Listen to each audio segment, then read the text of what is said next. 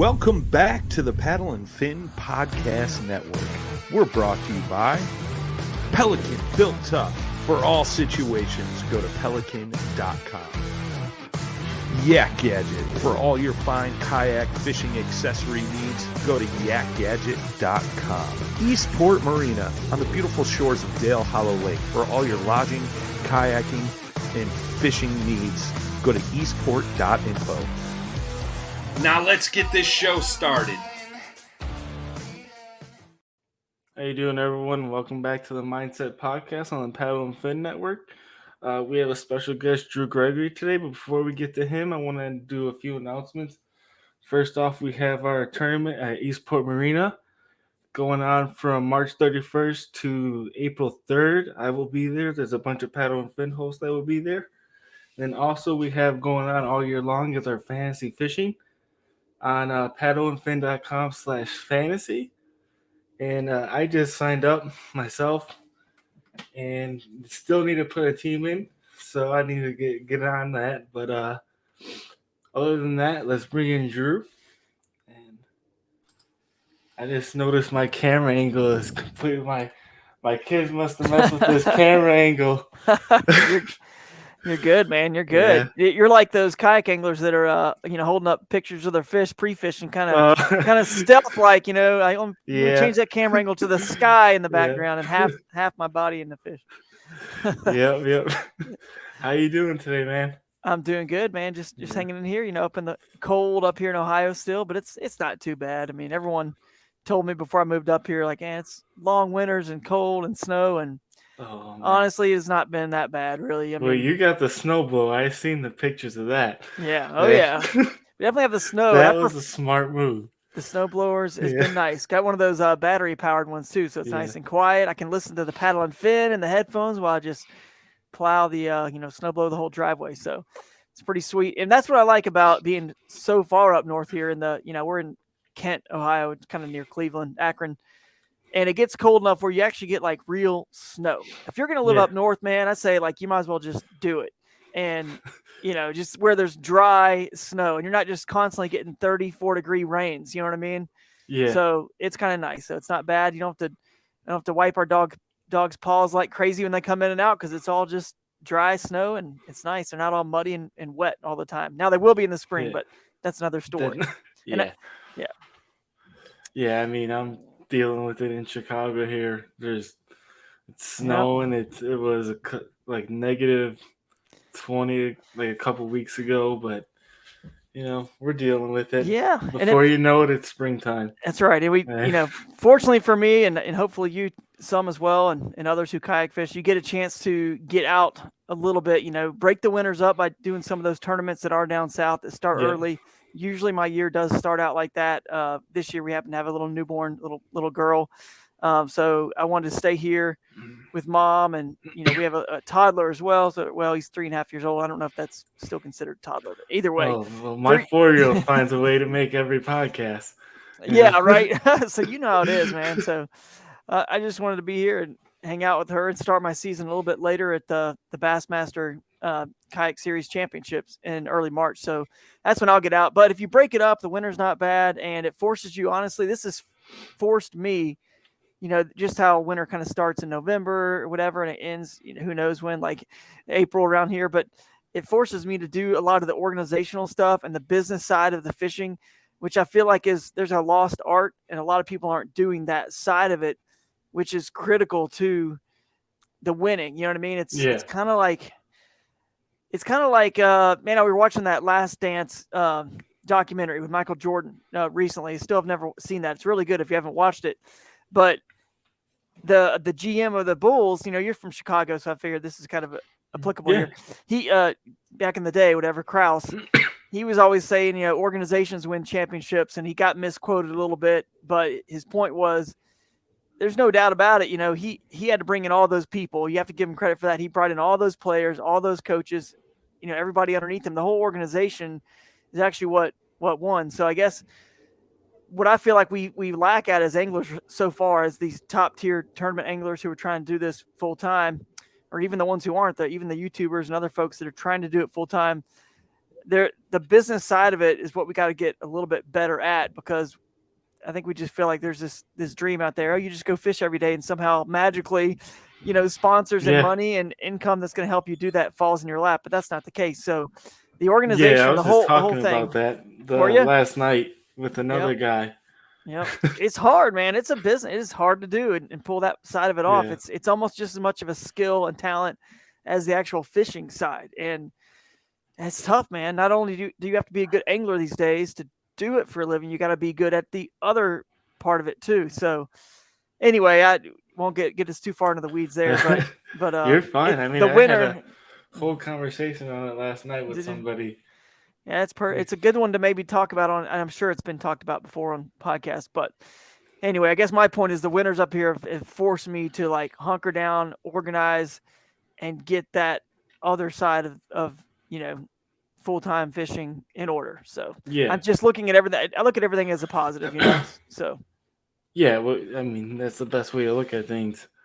Yeah. I know I just got called, Brian called me about the show that in Madison. I'm excited to go do that. It's not fishing, but it's fishing related, and with the sponsorships, you have to do stuff like that. So you might as well make it fun. Exactly. I mean, that's what this is all about. At the end of the day, we are doing this, for fun.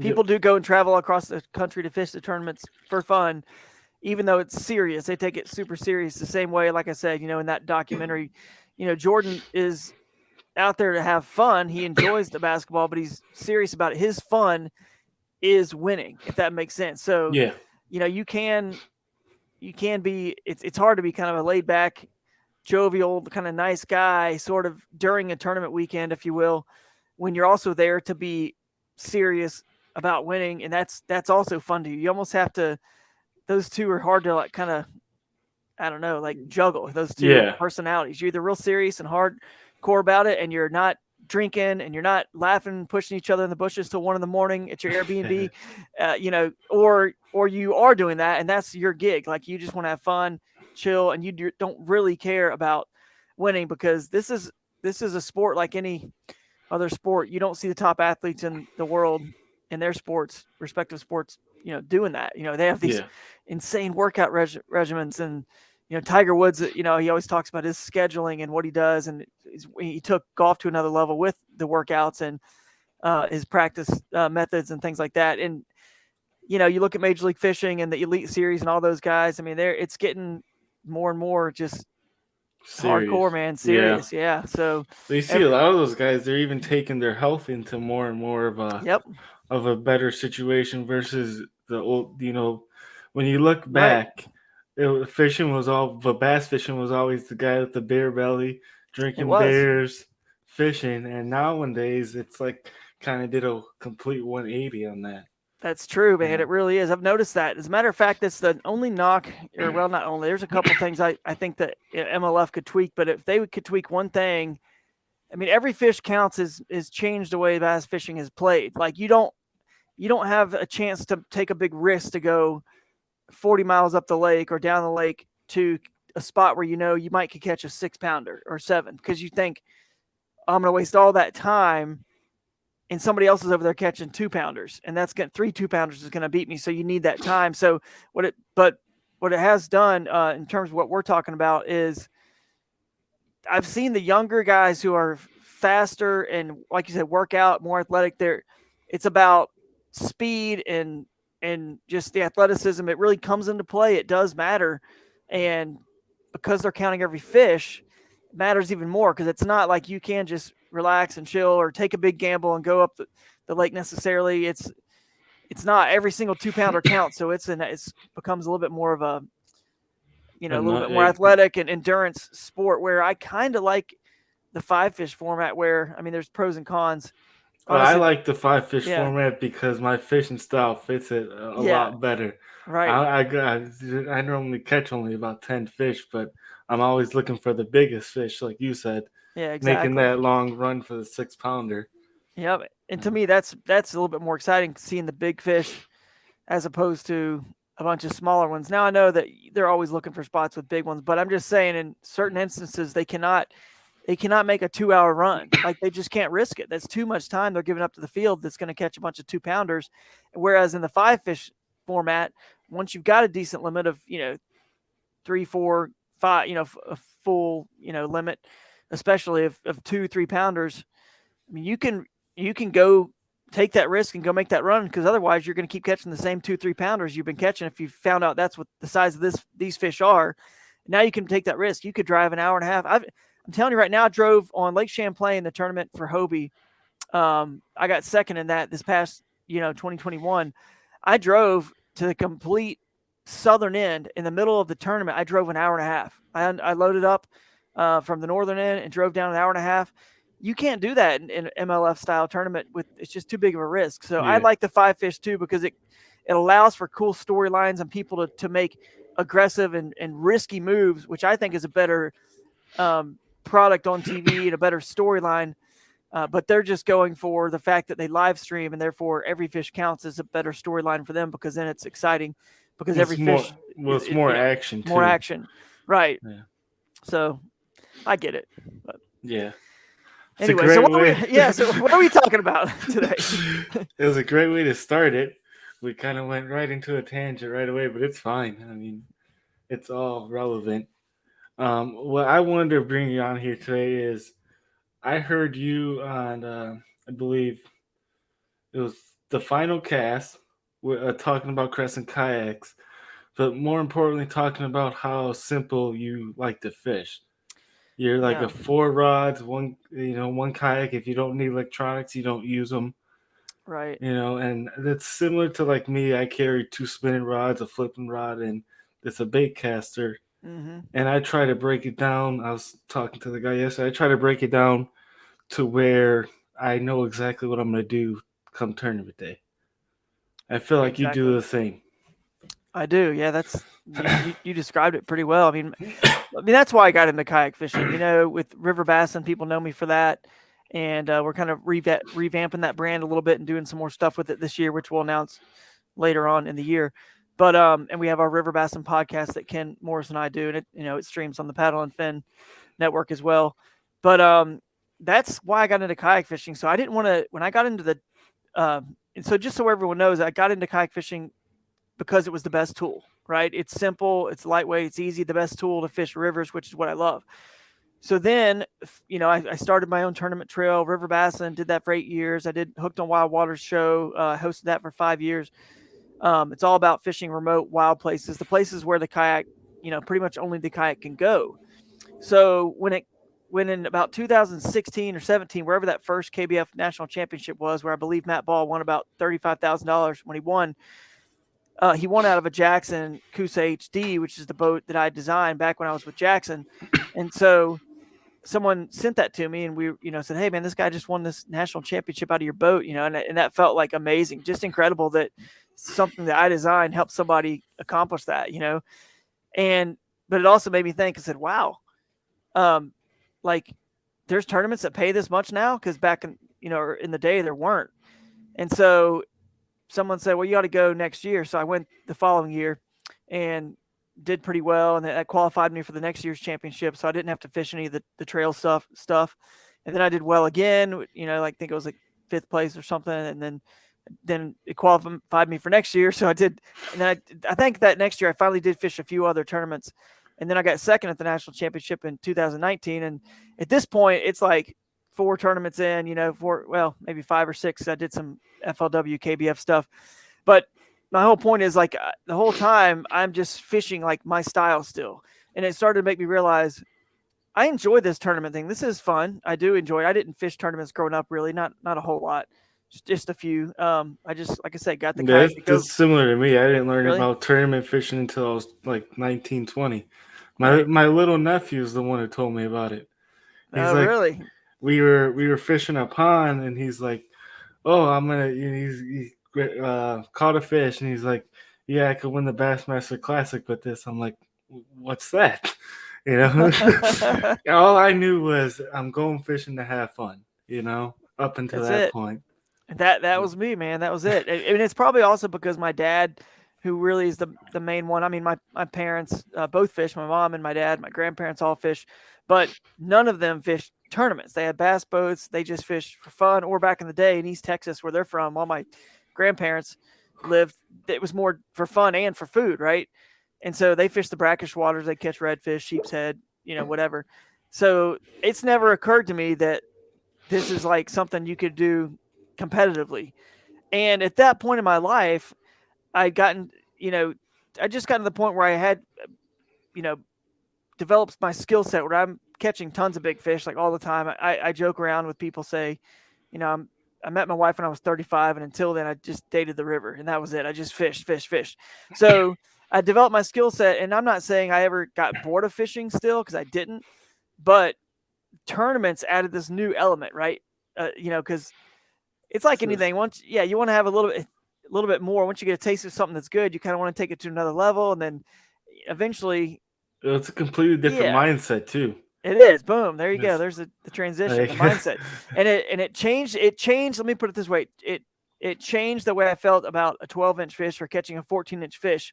Whereas, I'd caught so many of those, and I'm just only looking for big ones, just fun fishing those days, like big shoal bass or big smallmouth bass in the Southeast where I lived.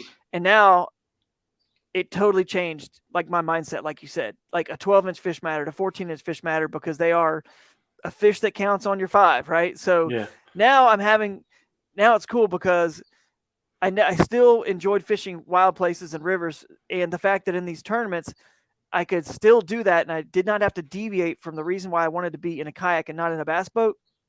It's like this perfect marriage, you know what I mean? Like together, it's like, oh, perfect. I can compete, which I've always been into sports my whole life, and my master's degree is in sports management. I love competition, competing in sports, and it was just this perfect marriage. I was like, oh man, I can compete and also, still get to fish my style, river bass, in wild places. So that's why I stick to that method. It's also just what I know the best. I know there's a lot of folks out there who can go offshore. They can fish a lot of the places the bass boats go, which have schools, of hundreds of bass at times, or even thousands on some of these big lakes.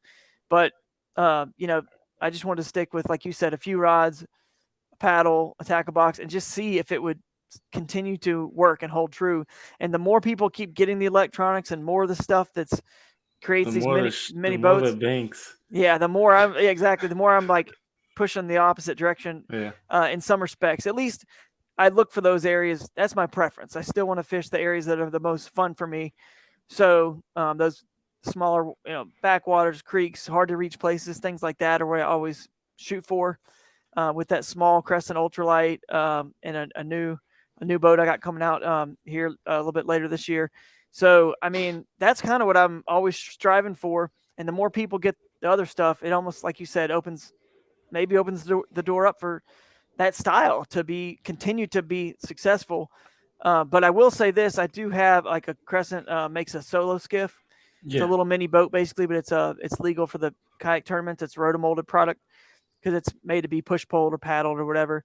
And I am, got a motor guide on that, and I've got the Panoptics. I'm going to install it here soon. I keep saying that any day I'm going to install that thing. And so there are a few situations where that may come into play, but it's never like what I'm going to like go into a tournament.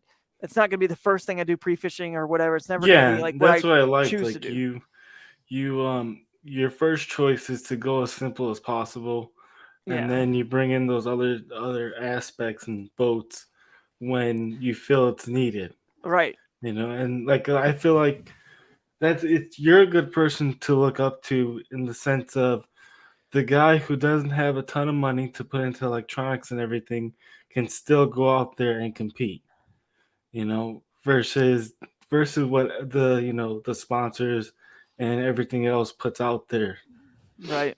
That's true. I mean, it's like this, if you're really doing something at the highest level, you could make the argument you need all those tools. You need multiple boats, like a big one like I'm talking about with your electronics, because not every tournament can be won with my style. It's just it can almost be done, but not quite. You know what I mean? It's just there are times of year, there water temperatures, times of year, certain bodies of water. If you look at a Lake St. Clair, for example, like I just don't think you're winning up in skinny water against the main lake. 5 pound average smallies, 4 and 5 pound average that people are going to catch when you go to Sinclair, 100 inches, right? So I just don't think it's certain lakes it's not going to compete. You go to lakes in like East Texas is a good example, Mississippi, Louisiana.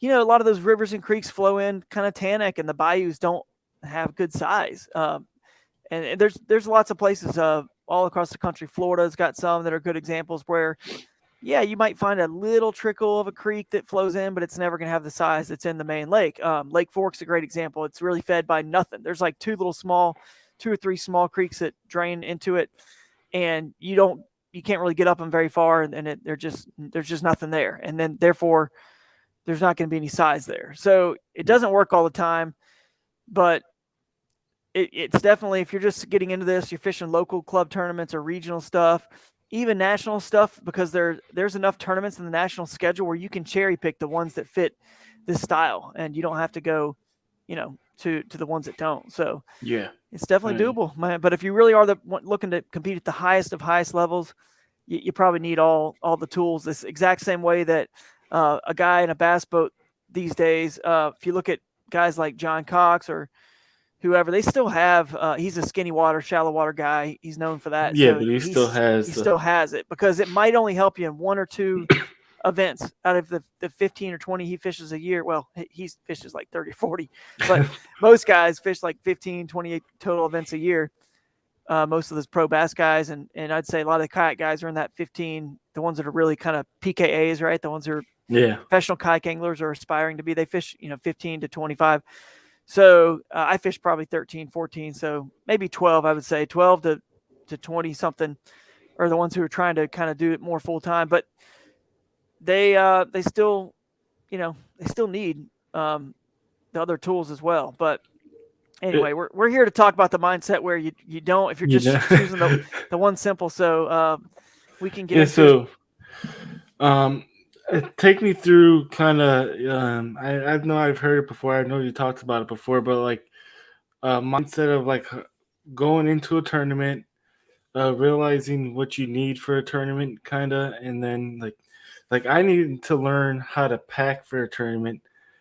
Also prepare, obviously Google Earth, do your research and all that, but especially going out of your comfort zone where it's not in your area or your state. How do you prepare for that?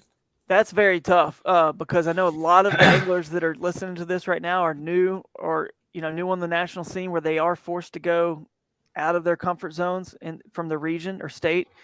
And from Illinois, you have to go out of your state, right? Especially this year because they added new laws, but it's another podcast. That is. But yeah, I mean, it's very much a challenge because, and I'm fortunate that, like I said, I've done this a long time and been blessed to travel. When I filmed Hooked on Wild Waters for 5 seasons, we went all over the country for that. So I was able to fish the Ozarks rivers and lakes, more rivers really, like for me, I was able to fish, in places like that, and in places in the Southeast and everywhere in between. And, whatever. I mean, just everywhere. I've been kind of all over the country already, but it took kind of learning those river systems, the backwaters, the different species that are there that come into play. It kind of took learning all of that to kind of piece it all together and put it all together. And I feel like that's what has helped me do so well in all different parts, of the country. And it just, nothing will ever kind of trump that experience you have. Yeah. Obviously, you can listen to podcasts, you can do all your research, and that'll help. It definitely helps a lot because fish are sort of, the bass, I should say, are very similar in how they act everywhere across the whole U.S. It's just that they're using a different type of cover to stage, whereas it might be in Florida, it might be the point of a grass mat, right? The very front of a point, and the wind is blowing, and that is acting like the first rock in a river or the first rock in a lake where the wind is blowing, and it's like the biggest rock at the end of a point, let's say, or in a river where there's about to be a rapid and there's a bunch of big boulders before the rapid, like that first group that's out there, it's a likely spot to catch a fish. And you just got to picture it different, like a grass mat with wind blowing on a current for a lake, for example, or in a river, like down in Florida, the rivers have a lot of, grass you can flip and pitch and hydrilla too. Yeah, Again, I heard the grass in Florida is kind of like their like their channels that they go through. I haven't fished in Florida. Yeah, no, it does. I mean, there's actually like paths and through the grass, like little like you said, channels and highways, if you will. They can kind of swim to and from. But when you look at it, it's just this giant bunch of grass. But when you actually realize that, okay, there's an indention in the grass here, or there's a point of grass here, and then hey, look, there's a point of hydrilla and mats here, and lily pads up against it, all connected, and that's the only spot I see a lily pad, isolated lily pads in this giant patch of hydrilla. That's a unique feature. That's no different than the combination of in a smallmouth stream when you got a bunch of rock that they love, but then you also happen to have a big tree that's fallen down right in that sweet spot of beautiful boulders and rocks where they're going to be. It's like, oh my goodness, that's the magical combination. Well, now the magical combinations just change, but bass are still bass, but what you're looking at and how it works changes. Like take lakes and wherever, Highland Reservoir lakes that have these clay banks or just kind of rock banks or sandy banks. And then all of a sudden it transitions to like a rocky cliff, right? Or it transitions from, a little small gravel to sand, or on those transition points, everyone kind of knows if you're a lake angler, they do like those transitions. So now, for example, down in Florida, the transition just happens to be, it could be different types of grasses coming together. It's all a bunch of hydrilla that changes to, you found some eelgrass right here next to it. And now it's more eelgrass here. Well, rather than just randomly in the middle of those two types of grass, I'd focus more on where they're joined, if that makes sense. Yeah. So that's all it is. You're just trying to piece together, how it works in that, ecosystem compared to what you're used to in your home, bodies of water. And once you kind of see the matrix, if you will, and it kind of all connects. It all comes back, and you're like, I get it now. This is equal to this where I live, and that's why they're here. And you start kind of figuring the puzzle out. But doing it the style I do is very challenging because you're in skinny water, and if you want, in a second here, I'll let you ask this next question. I do want to get into the mindset of basically all the pitfalls and what you have to be aware of if you are going to get into tournament fishing with this style. There are a lot of things you got to look out for, a lot of dangers and a lot of major risks that come with it, because you could very easily zero or do pretty poor going this method too, or not win, because I'll get into it in a minute. But it looked like you had another question. I did. It slipped my mind when you were talking. That's all right, man. This is the question. Then we could get into that. Do you feel somebody can go to their home waters and kind of start learning techniques and patterns that can help them in other? Because I feel like if you can figure out the pre-spawn, spawn, and post-spawn of the bass in wherever you're going for a tournament, you can kind of figure out where to look for, even if you're not there or not familiar with the area, as long as you practice your techniques on your home waters. Right. No, you definitely can. What I would suggest for people that do have home waters, let's say you're really good at catching them around docks or something, and that's just what you always do because that's where you catch them. I would say, well, if there's grass or wood or any other, rocky banks, anything else, the river or creek sections, try learning how to catch them in those situations, because there are bass there in your lake. It's not like they're only on the docks. You just fish the docks because that's what you know and you enjoy. Yeah. But you've already kind of like figured that out. You know how to catch them on docks. So if you go to another lake, you know how to fish docks. Okay, so expand a little bit on your skills and your techniques. Try catching some fish offshore if that's what you're into. But like I said, more what I do, try going up into some small creeks and rivers or some little backwaters that are hard to kind of get into, maybe that a lot of people just are a little lazy sometimes. They just don't want to do the work, or they have a kayak that they can't get to certain places that maybe you have a kayak that can, like a small little one, like I'm talking about. Try catching them in all those situations. Then you've at least exhausted all the skill set that your local lake can help you, get really, really good at. So that's what I would suggest. Yeah. And then you'll take it to the other parts of the country. I know this past year, anytime I was on like home waters, like there's a couple of times I went on the home river for smallmouth, and I was practicing finding them deeper versus shallow, or just finding that one point where they're sitting and stacked up, and kind of recognizing like the current and where the current breaks, and really trying to learn that this past year. And then also learning how to use a frog in the grass this year, because my hookups were horrible before this past year. That's so like either learning a new technique or learning how to read the water differently is what I would be saying. Yeah, man. No, it's you're dead on. Just take advantage of all that lake, your local lakes have to offer, because trust me, there'll be a piece of that somewhere else that you go across the country for sure. So. Yep, and we could get into what you were going to talk about, the downfalls of your techniques. The mindset of doing this, you got to be very mentally strong and prepared for many things. First of all, are you going to just cast a check, or are you trying to go and win a tournament? Right? It's like you have to figure that out. Are you just wanting to just cast a check and you're happy with that, or do you really want to hit a home run and win a tournament? Because that will matter a lot. Because rivers and creeks.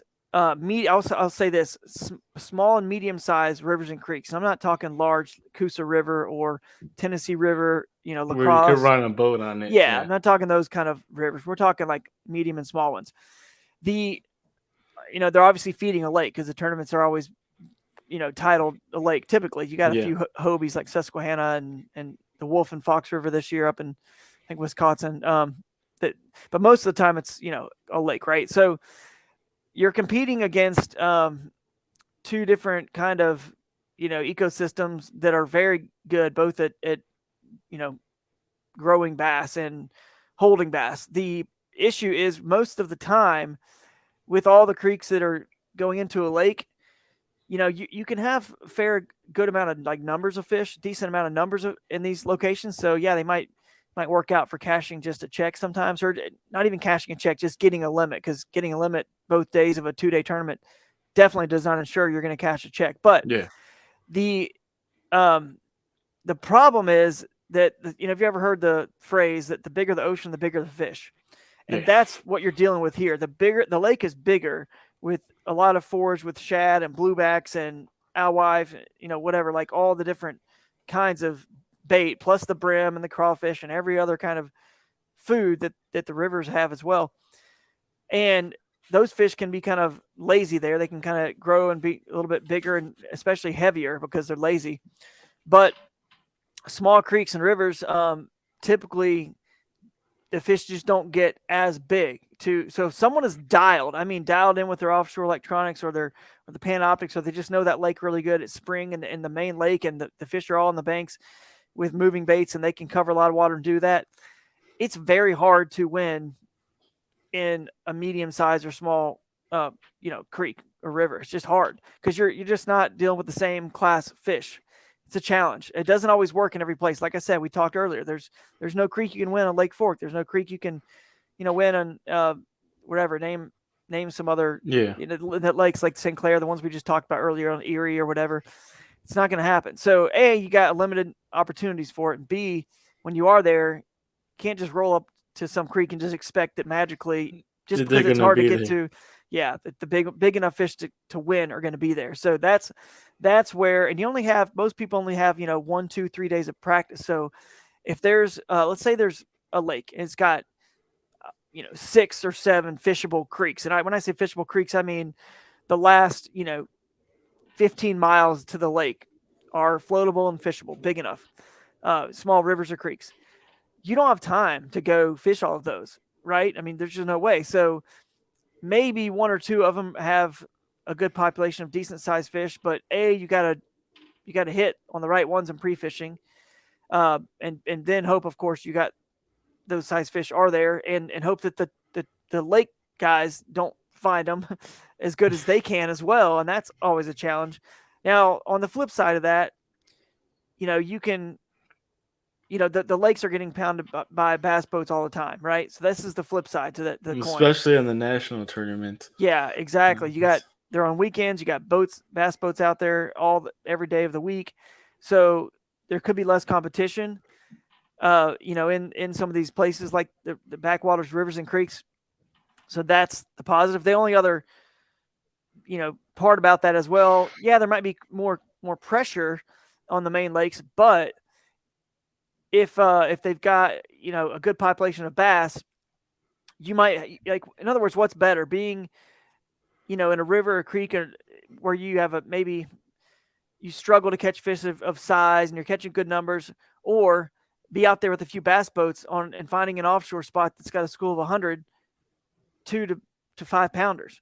Like, there's more big fish out there, right? So in theory, it's just not my style, because I don't like to just sit there and have anchor mode on my motor if I'm using a motor, or just sit there and tread.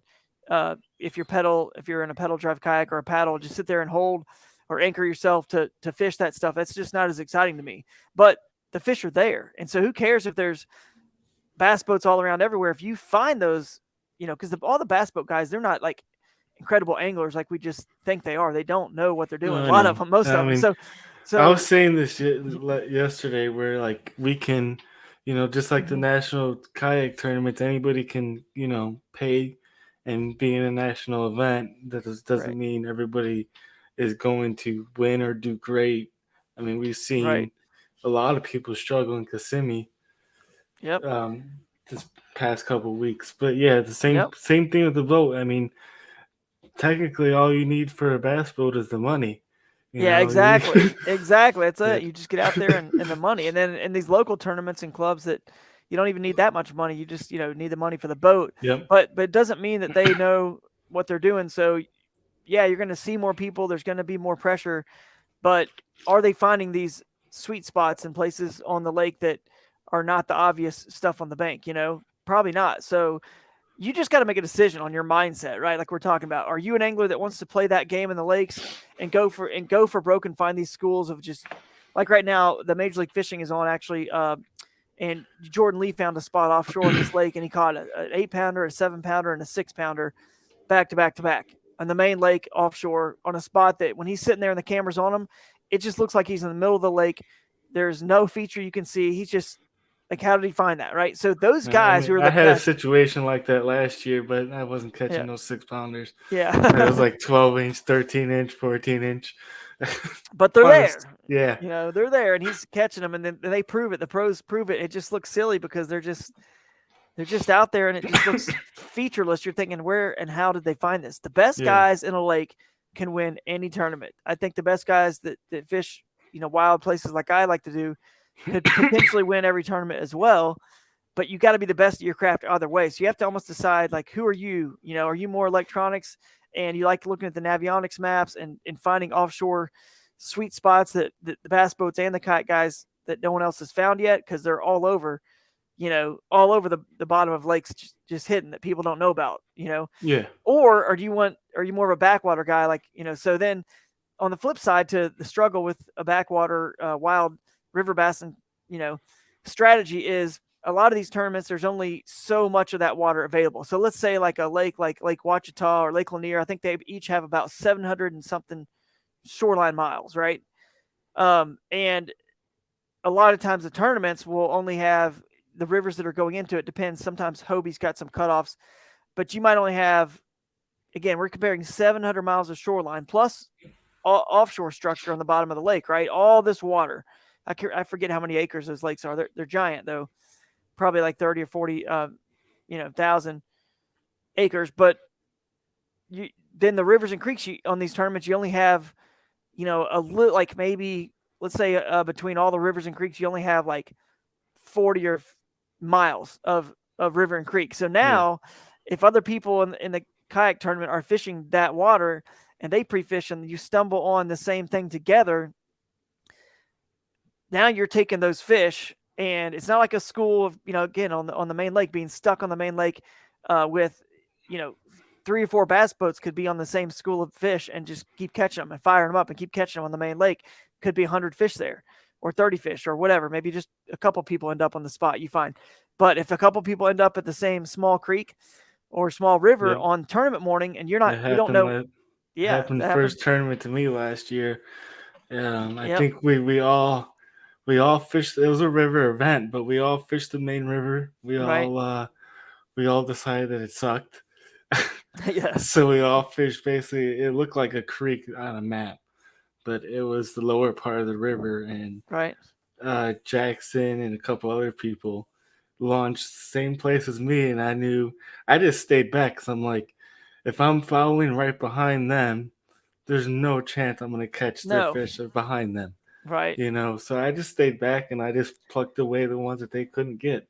Yeah, And exactly. It's a challenge, man. It really is so because yeah, what you're saying is like when you get the pressure in the creeks, it really becomes a lot harder. very hard. So I say that to say this: you gotta have a backup plan. Yeah. So if you have like when I drive around the day before a tournament, in pre-fishing, one of the days of pre-fishing, I drive around. I try to scout as many places as I can. What you have to do is basically have a plan B or C. If other people show up at the same little backwater, little spot, have the same idea, because these little places I go and fish, you're picking off one fish here, one fish there. There's never a giant school of fish. So if other people are there and they take, let's say there was like, in this area or section of creek or river, there's like 5 meaningful fish that even live there, right? Or 5 are caught that day. Well, if somebody gets 1 and another person gets 2, another person gets 2, then the 5 fish you needed to do well on that day of the tournament potentially were all scooped up between the pie was split between everybody. Yeah. So you got to have a plan B, and like or just something like you said, you got to figure something out, between the people. Like, hey, look, if we all stick here, we all try to float down this together or whatever, none of us are winning, and we're going to be leapfrogging each other and getting ticked off. We have to figure something out now because there's a chance we can still all win or do well. But if we all stay here, no one's going to do well. Yeah. And it's just the truth. But that's a risk. That's why I'm saying it's very risky. The other part of this that is risky is the fact that it takes a while to figure out which creeks and rivers may be, profitable, if you will, in terms of good fish or fish that could cash checks or win. And just because a place is wild or hard to get to, which is, again, it's stuff that I love to go to in tournaments, I just feel like there's going to be less people there. And they just don't want to do the work. Unfortunately, I've spent a lot of time and wasted a lot of time, which, again, you have to do it, though, going to a lot of these places that they're not near an access, right? So it takes you a long time to get there, and it kills like an entire day of pre-fishing almost, like basically half a day or 3/4 of a whole day. You could maybe spend going to one spot that you're hoping pans out, and if it doesn't, you're just hosed. I mean, you only got so many days of pre-fishing. So if you only have 1 day to pre-fish or 2, I usually get 2.5 days of pre-fishing, 3 if I'm lucky. If it's a new body water, and this last year I did get some where I had like 3.5 days of pre-fishing, but usually it's like 2.5. If you're in a situation where you can only get 1 day of pre-fishing, taking that gamble, it's almost not ever. You're not going to be worth it. It's not worth it. Because then what do you do if it didn't pan out? On tournament day, all of a sudden you had 1 day of pre-fish. You took went for a Hail Mary trying to hit a grand slam. It didn't work out. And now you've just got nothing, but you're basically pre-fishing on the tournament day. So that's the other part of the mindset to this style that you've got to be prepared for. It's and then the athletic part of it, the physical element that's very challenging. It's taxing on your body. You get very beat up, potential to sprain some ankles or get a lot of cuts and scrapes, flip out of your kayak, lose gear in rapids if there's rapids on a river, or just get swept into a tree when you're fighting a fish, things like that. That just the river in general. Forget rapids. Anything with moving water in general, it's just potential for things to go wrong. So you got to be prepared that can happen and know what you're doing in those situations. But those are the main challenges for sure. Yeah, and well, I've heard you have a strategy to your pre-fishing as far as hitting the spot real quick, seeing if something's there, picking up, going to another spot. You want to kind of talk a little bit about that? Yeah, sure. I do like to see as much as possible, just because, you can, once you see, the more you see, and I've used this illustration before, like, let's say you're picking out a car to buy a car or a house, doesn't matter. But if you just look at, the first couple, or just the first one, you never even look at another one, it might be a really nice house. You're blown away.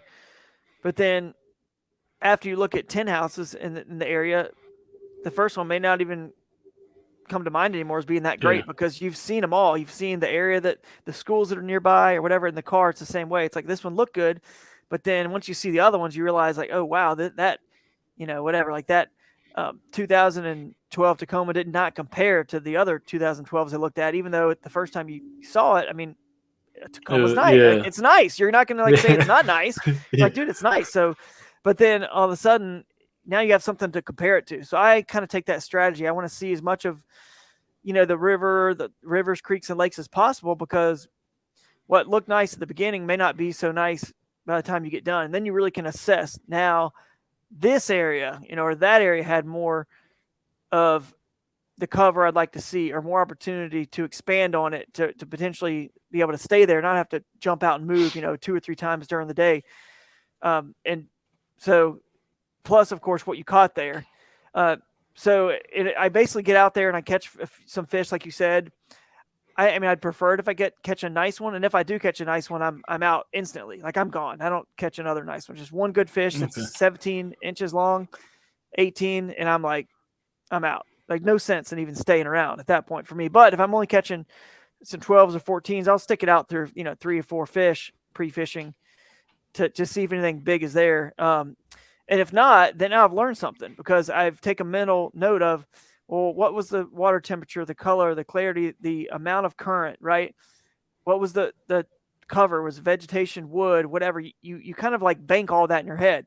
And then when you go to the next place and you catch some, maybe there's some bigger ones, and maybe some of those variables change there. And now you're like, okay, well, now I've got something going. And then you go to the next one and you might catch a couple nice ones again, or not nice ones. And you kind of put the puzzle together like, oh, at the one spot, this looked very similar to that first spot where I didn't catch many big ones. And I didn't catch many big ones here at my third spot either. And they have a lot of similar characteristics. And anyway, and then if you catch big ones, obviously you kind of can put what kind of the puzzle structure together. Yeah, put the puzzle together. Yeah. And where you want to focus. And then the other thing is, I don't, on a 2-day tournament, this is the other part of the struggle to this strategy that I forgot to mention.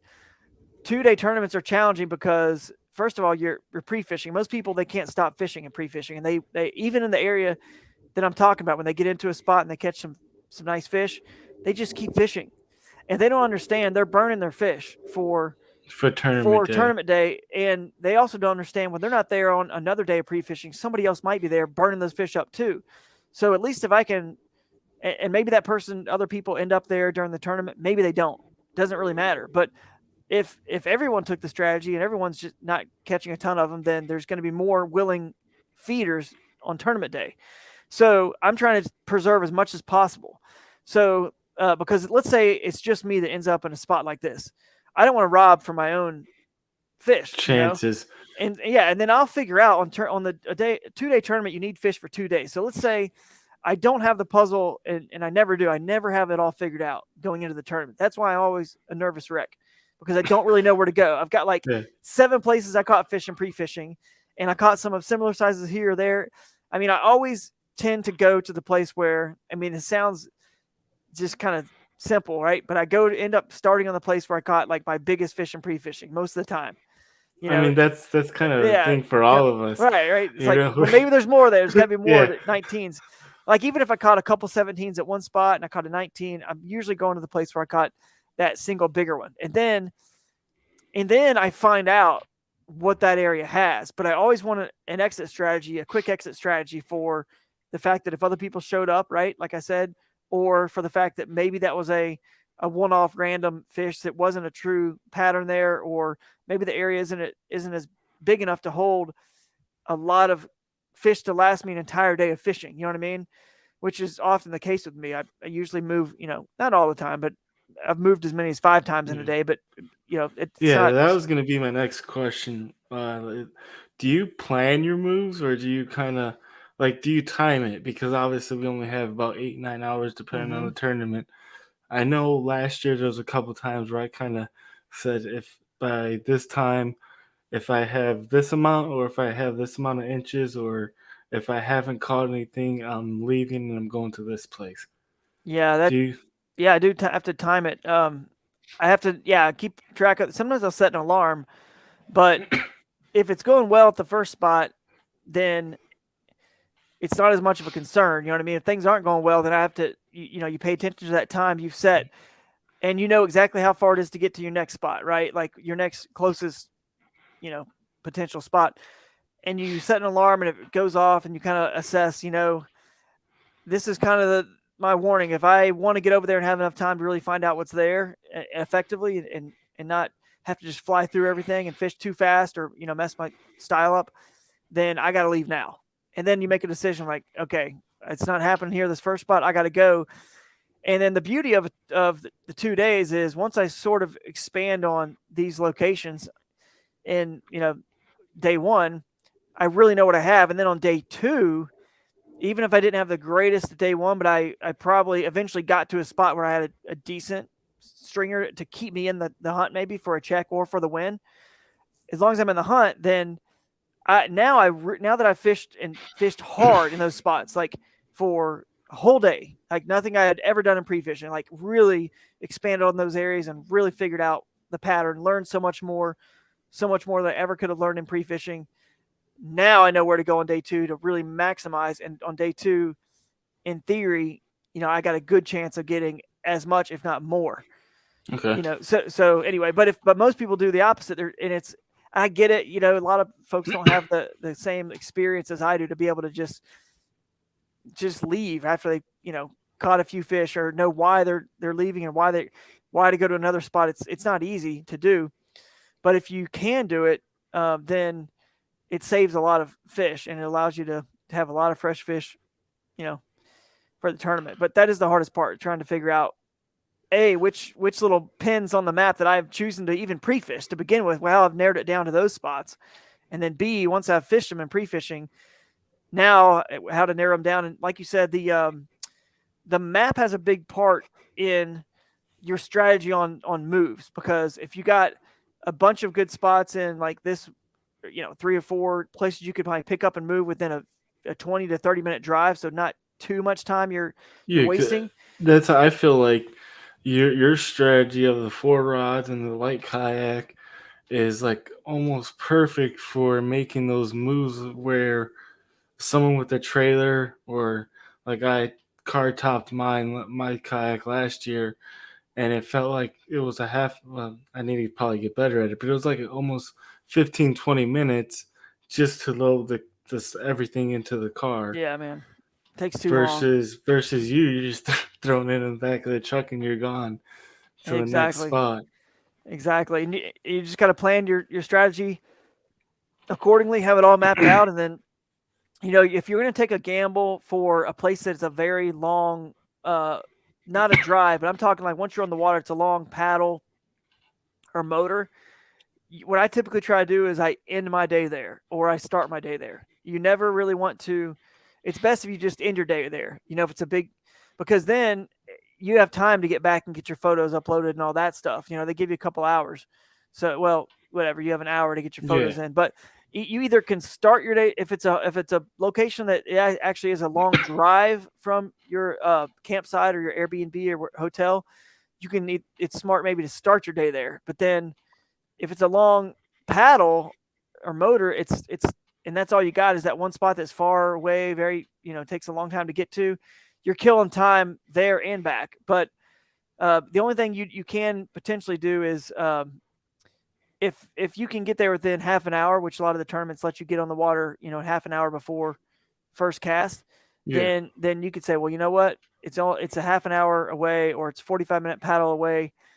I'm only going to burn 15 minutes of fishing time. You could risk it and do it that way too. So there's a little bit of how do I play this strategy, towards either the beginning of the day on a super remote location or the end of the day. You got to be one or the other. You can't just, in the middle of the day decide you're going to go paddle an hour away or drive an hour away. And then all of a sudden that's all you got in that area, and then have to drive an hour or paddle back an hour back, because then you've killed 2 hours. If that makes sense. So you got to use that time at the beginning and the end to your benefit.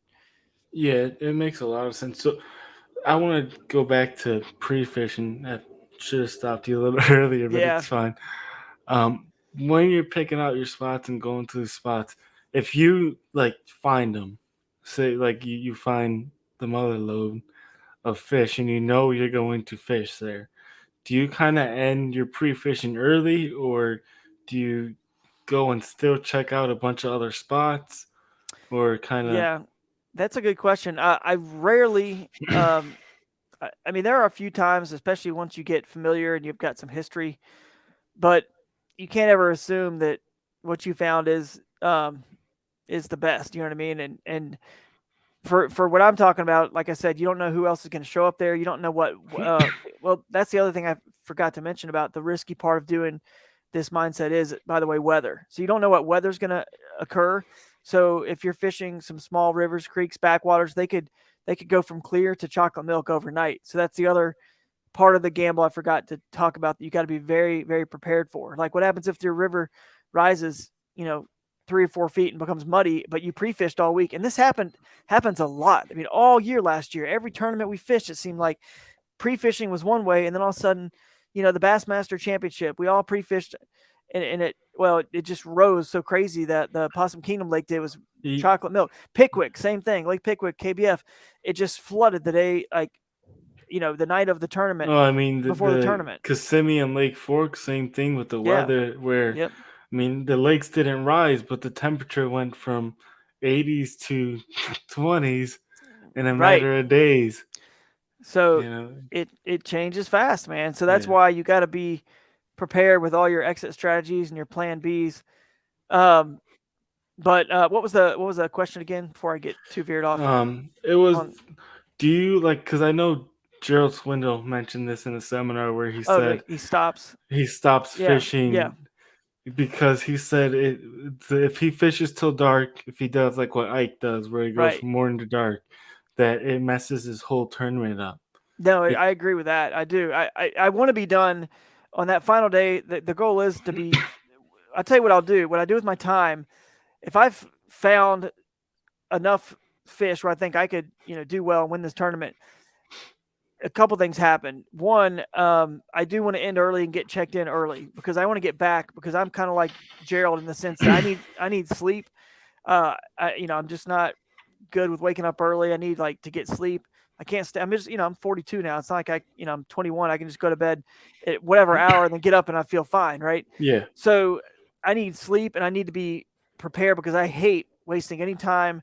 We've talked about my strategy. I move a lot. There's a lot of time I'm not casting. So if I'm moving, a couple of different times in the truck, I can't have any, wasted time. So I'll pre-rig as many baits as I can. I'll get my rods all ready, get everything, everyone obviously gets their rods ready, but I'm talking even pre-rigging other baits and just getting everything I can possibly do that would, like sharpen hooks, anything. That even, it sounds silly, but sharpening hook for a few seconds, if it adds up to 1 or 2 casts by the end or changing out your treble hooks or whatever you do, little things like that on the water, putting a new skirt on your bait, whatever, it adds up to, it takes time away. It always takes time. Yeah. And so I'm sort of in the mindset of, Olympic swimmers at one point started shaving their arm hair and chest hair for a reason. It was to save 0.2 seconds over the course of an entire race.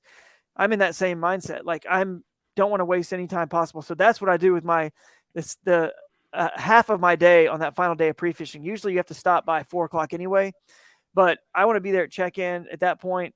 So I'm usually hopefully done around 1 or 2 o'clock, or sooner. But I'll say what I do like to do, even if I've already found fish, I still want to scout more locations on that body of water because, well, I'll give you an example. The very last moment of pre-fishing in it was the KBF Pro Series that COVID year, 2019, on the Claremont chain. The very last minute of pre-fishing before I had to stop casting. So it was around 3:30.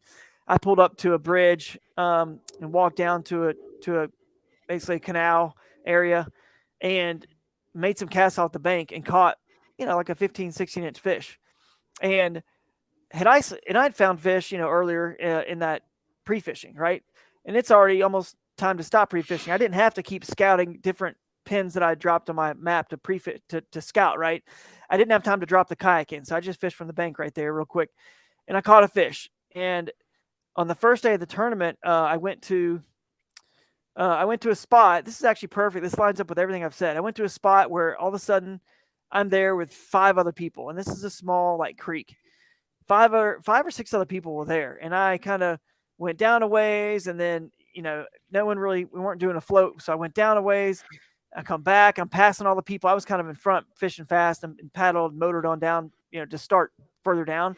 And on my way back, I'm fishing all used water, and I'm just like, I hate this. I'm fishing everyone's used water. I've got a limit. It's decent limit. I had some like 17-inch fish, but I'm not like close to the top here. So I went and I packed up, and because I caught a fish at the bridge at the other canal spot, I knew, dude, if there's fish at the bridge right there, just in that canal, surely there's got to be more fish up or down from there. So I went over there. I launched there, and again, I only had maybe 3 hours, 2.5, 3 hours left to fish in the day. And I had no clue what was about to happen, but I was pre-fishing in essence because I already had a limit. It was, I wasn't going to like kill myself by trying something new. I wasn't going to get any bigger. My stringer wasn't getting any bigger at the other spot. I was never going to get any bigger because we were putting too much pressure on that spot. And I caught a 21.5, and that clued me in that there's big fish there. And I remember saying to the camera, like, I'm coming for you, Jody. I'm coming for you, dude. You better watch out. And so the next day, I was right. I mean, I had a chance to expand on that area up and down, and I ended up just hammering huge fish. I don't know I think I had the biggest limit the second day. It was in the upper 90s, but I never caught Jody. He still won by like 10 inches because he had such a good day on day one. But I got second place. But I never would have gone to that spot had I not, back to your original question, had I not continued to scout and continue to just check off more boxes of spots that I wanted to see and potentially put in and fish.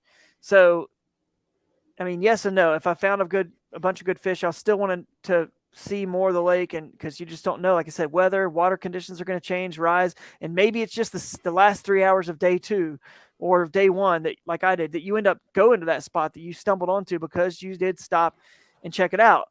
But I do want to hedge it a little bit. Like, I do want to get off the water, a little early. decent time. You don't want to be rigged. I mean, up because and I ready. know the like normally tournaments Saturday, Sunday, so Friday you kind of have to be off 4 or 5 o'clock, like you said. But like, so Wednesday, Thursday, let's say you get 2 full days of practice. You're saying don't be out there till dark and wearing yourself out. Well, you don't like to. Yeah, You I don't like to be to. out there. No, yeah, I don't like to. And the key, what I do is I figured out I bring, even though I keep it very simple in the kayak, where I really want to have 3 or 4 rods, have it very dialed in, small kayak, just one little box of tackle, one little bag of plastics, some Z-Man Elastec, and that's in my dream scenario. That's it, right? But it doesn't, of course, always work out like that, but that's what I want to happen. But what I do in order to help make that happen, this sounds backwards and crazy. Everyone is shocked when they see Instagram stories or people that talk about this that have stayed with me. They say Drew brings like his whole house with him to the Airbnb. And I've got bins that they're all around here. These Plano bins of just everything I could possibly use, even though my goal is to not use hardly anything, right? Yeah. But it's like we talked about earlier, that one tool, that one tournament this year or two that Panoptics helps me catch an extra fish or 2 or win or whatever. It matters, that help for that event. So I need all that stuff because you don't know when you might need something, right? And so then, like you said, like your strategy is as well, even though I have it all there, by Friday, I've got it figured out where, okay, I'm building my tackle box this day, Thursday night or Friday, the day before the tournament. This is all I'm going to take, and this is all I actually need based on what I've figured out. And then that's it. So then you pull from all that, all the stuff you have there. So it's kind of backwards, but I do bring it all to the house and then just don't. I feel like I did the same thing this past year where I brought everything I had, and then that night before the tournament is where I really was like, I'm just going to use this. The rest can stay in the car and be done with it. That way I don't have to think about, oh, well, a crankbait might work here or this might work here. I just have that stuff that I know worked in practice, and I'm going to make it work during the tournament.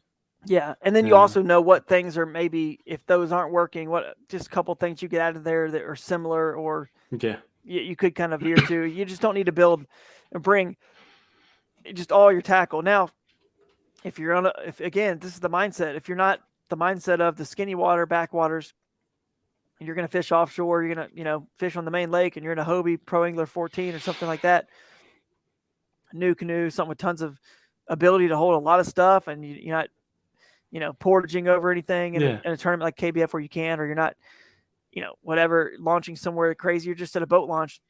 What the heck, man? They bring like 10 rods, like 14 rods. I see people with all these rods. They bring it all. They bring all their tackle.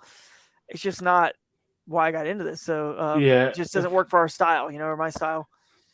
Yeah, I feel like I said, I'm very, very similar with that. Like, I feel like the more stuff I have, the more stuff I want to use.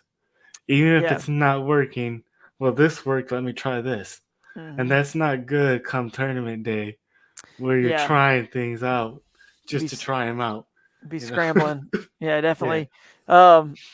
The only other thing I will caution you guys on, again, I'm trying to just warn everybody the pitfalls, because I feel like when I talk about stuff, I tend to make it sound and look easy. People see me have success, on the national scene, and they just assume it's easy, and it's just not at all. It's so hard. No, it's not when you're trying to do it this style. But I will warn you, some of the things I've made mistakes on is a good example is down in Kissimmee. One tournament I did try to float down a creek, and if you're not really, really good at the map study, and you can't really tell the difference of what like hyacinth looks like compared to lily pads, and you think they're lily pads, and you're going to fish new water, which I'm not scared to fish. That it's actually happened quite a bit.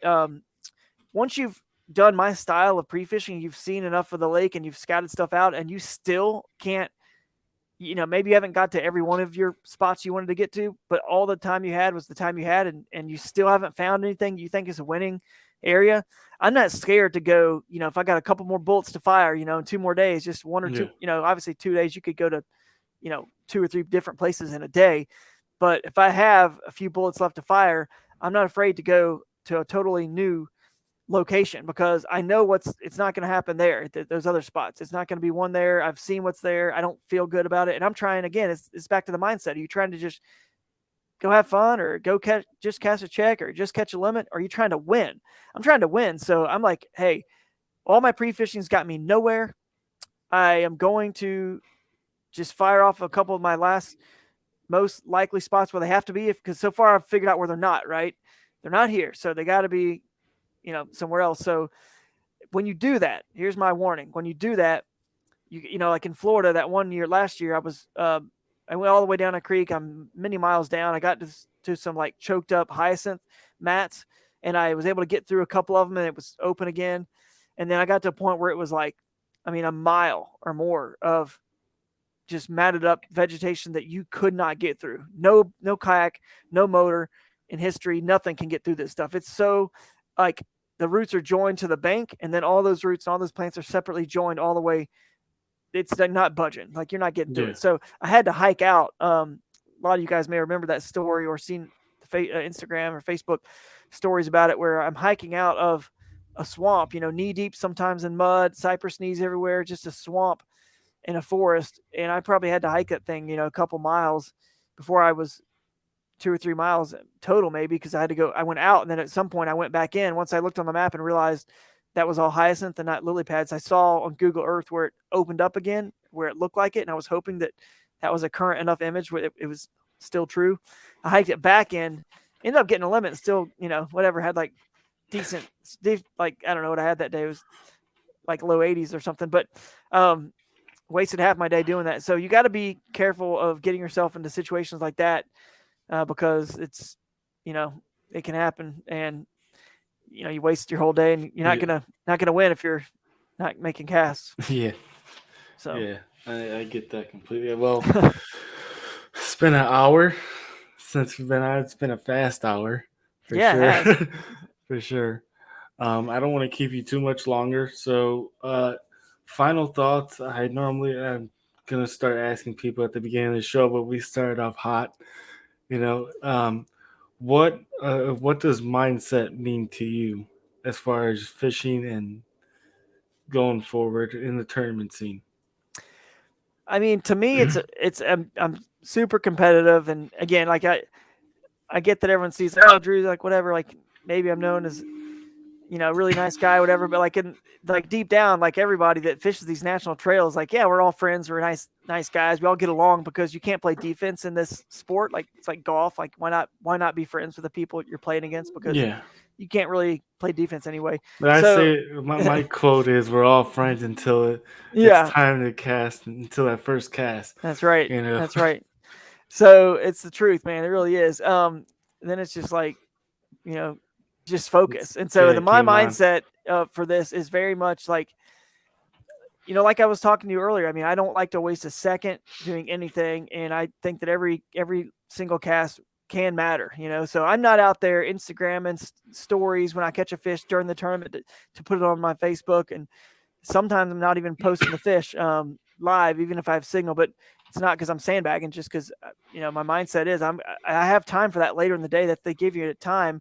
I don't want to waste a second. I'm just super, and I know that my style of fishing and the locations I'm fishing, it's hard to compete against these guys on the lake. It's hard. I mean, especially with the electronics the way they are these days, it's not easy, man. So you need every extra cast, every second you can get. So my mindset is just, it's ultimate, river focus. And honestly, it's there's a phrase, and I'll say it's kind of like, you've heard of against the grain, right? That you go against the grain.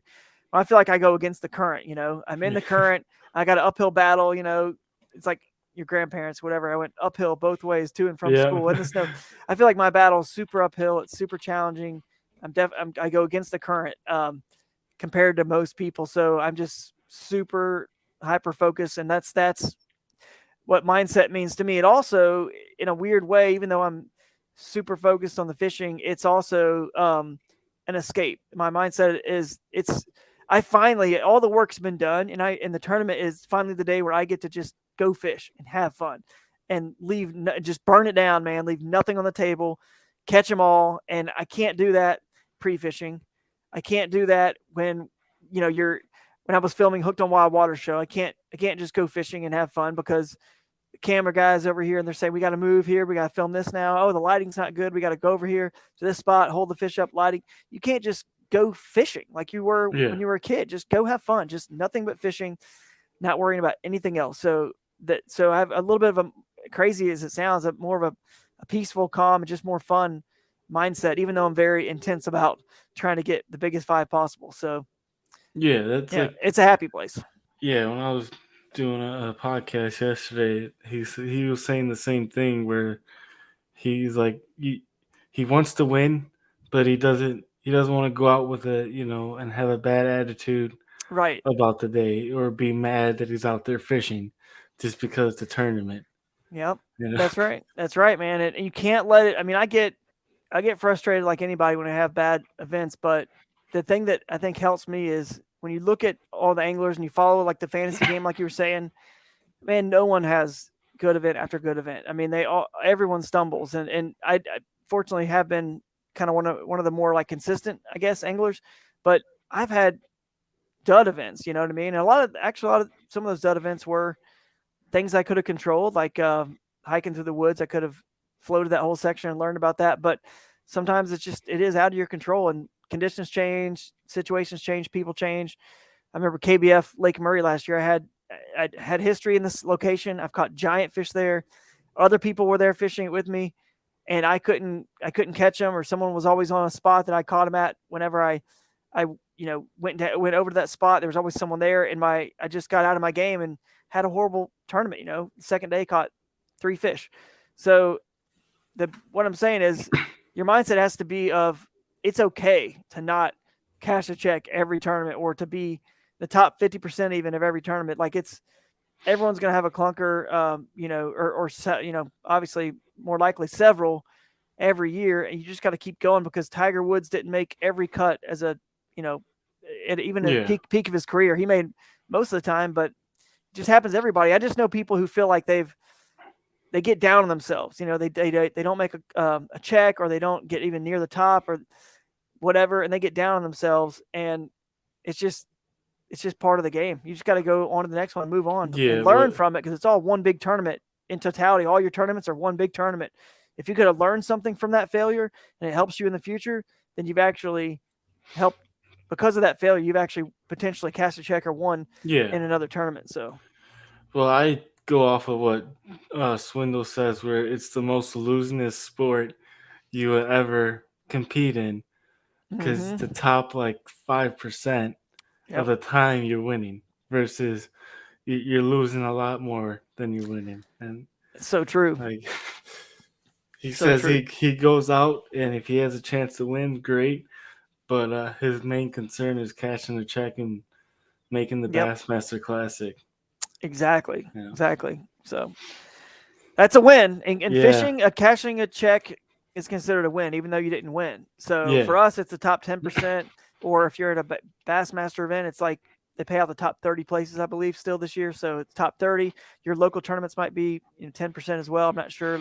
Most tournaments are 10%, but that's a win. So you got to just shoot for that first. And if you happen to end up in the top spot, then it was your time, obviously. Yep.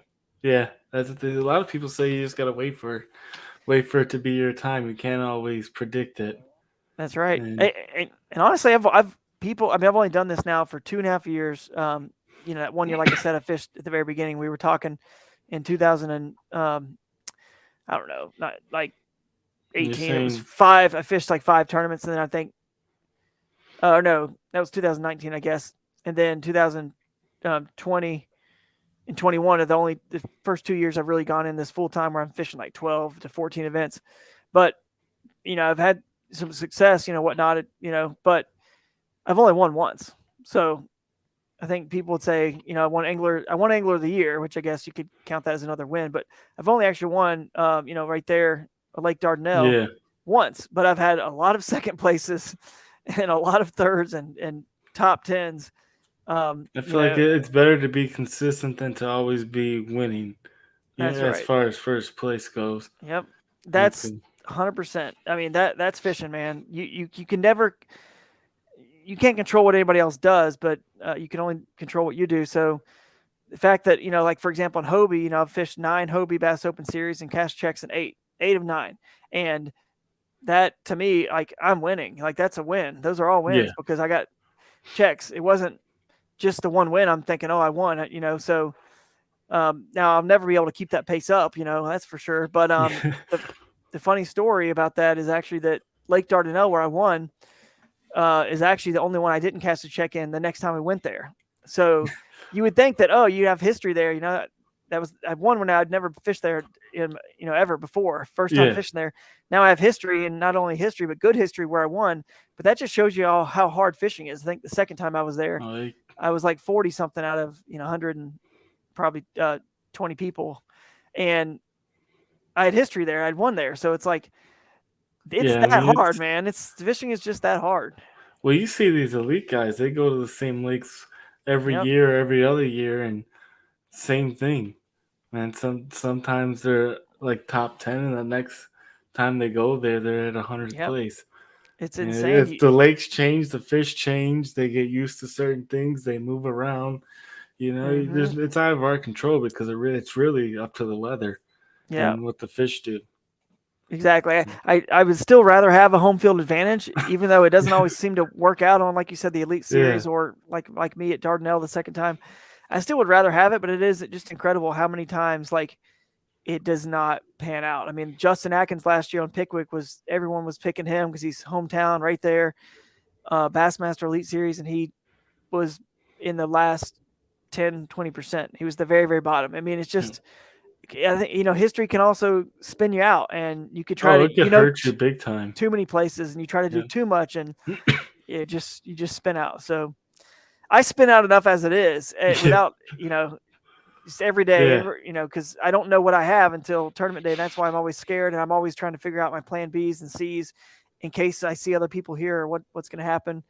And I try to control it. And it's just, dude, this is what I love about the sport. It's just so much is out of your control, and you try to control as much as you can, but there's only so much you can control. And so that's the beauty of it. It's the very unexpected that happens in our sport, the unknown. That's why we love it, the mystery of fishing. So yeah, it's described perfectly. Like I say, you're learning every single time you're out there. Yeah, for sure. Yep. Never gets old. All right, buddy. Well, this has been fun.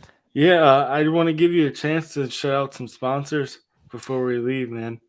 Yeah, I mean, I've got quite a few, and I'll forget them if I try to list them all. So I'll just tell you guys obviously you guys know I'm with Crescent Kayaks. I'm designing kayaks with them now. We got our first model coming out here pretty soon that I designed, but we have a full line of boats over there. You guys check them out.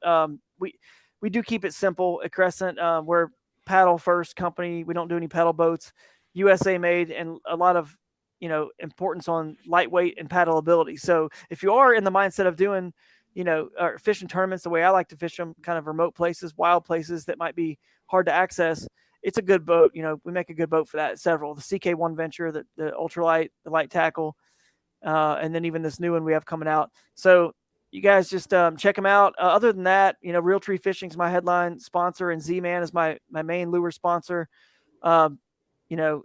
Yak Attack, Power Pole, other big sponsors of mine that supporters at GoPro. And but other than that, I'm just going to say, follow me on social media. You'll see all the other sponsors, because I'm going to, if I try to list them all, then I forget them. But I just wanted to mention those main few there that I really appreciate their support every year. And then just follow me at Drew Gregory Fishing on YouTube. I don't post as much on YouTube, but you can still subscribe there if you want. And then Instagram, it's Drew Gregory Fishing as well. And Facebook page, it's the same. I think everything pretty much is. So go find me and catch the River Bassin podcast if you want to learn more about this style and mindset. We started it back, and we'll be having a few more episodes, probably one live one a month, and then one that's not live, and then some other filler in between some other people. So check it out. Yep. Thank you again for joining. All right, man. See ya. See ya. Thanks for tuning in to another killer episode here on Paddle and Fin. Be sure to drop a 5-star rating, a thumbs up, or smash that subscribe button on any platform you're listening in on. Be sure to check us out on Waypoint TV, waypointtv.com. Make sure you sign up for the Fantasy Kayak Fishing League at paddleandfin.com/fantasy. You could support this show through Patreon, patreon.com/paddleandfin. Don't forget to check out the website, paddleandfin.com. Catch us on YouTube. If you got a question, comment, or want to see a future guest on the show, be sure to email us at paddleandfin@gmail.com. Shout out to our show supporters, Yak Gadget. You can check out all the fine kayak accessories at yakgadget.com. Pelican Professional. For all your cases, coolers, and lighting needs, go to pelican.com. Rocktown Adventures, your Midwest premier paddle sports destination. Go to rocktownadventures.com. Eastport Marina, the beautiful destination on Dale Hollow Lake. If you're looking for lodging, kayaks, kayak accessories, or anything fishing related on the beautiful Dale Hollow Lake, go to eastport.info. And Jigmasters Jigs. When in doubt, get the jig out. Go to jigmasters.com and fill your tackle boxes today.